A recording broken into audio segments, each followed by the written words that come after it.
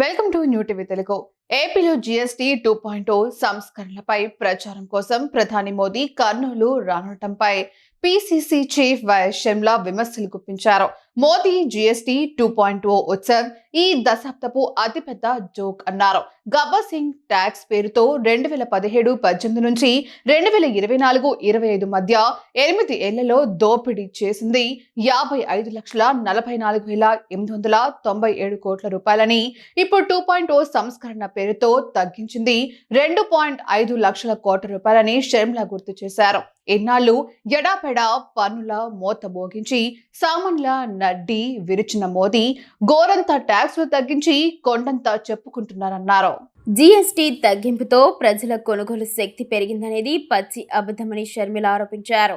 ఆత్మనిర్భరత, నవశకం, నవతరం అనేది అంతా బూటకమన్నారు. ఉత్సవాల పేరిట సభలు నిర్వహించడం హాస్యాస్పదమని తెలిపారు. రేపటి కర్నూలు సభకు 7,000 బస్సులట, 5 లక్షల మంది జన సమీకరణ చేస్తారట అంటూ సెటైర్లు వేశారు. ప్రజల సొమ్ముతో మోడీ సొంత భజన చేయడానికి కూటమి ప్రభుత్వానికి సిగ్గుండాలన్నారు. స్వల్పకాలిక జీఎస్టీ పన్నుల సవరణతో ఏపీ ప్రజలకు తగ్గిన ట్యాక్సుల భారం 8,000 కోట్ల రూపాయలు మాత్రమేనన్నారు. ఇది ఎంత మాత్రం ప్రజలకు ఉపశమనం కాదన్నారు. ఏపీకి ప్రజలకు న్యాయం జరగాలంటే కావాల్సింది జీఎస్టీ ఉత్సవాలు కాదు, ప్రత్యేక హోదా అన్నారు. హోదానే రాష్ట్ర అభివృద్ధికి సంజీవని అని షర్మిల తెలిపారు. హోదాతోనే పరిశ్రమలు, భారీగా పన్ను రాయితీలు, నిరుద్యోగులకు లక్షల్లో ఉద్యోగాలు వస్తాయన్నారు.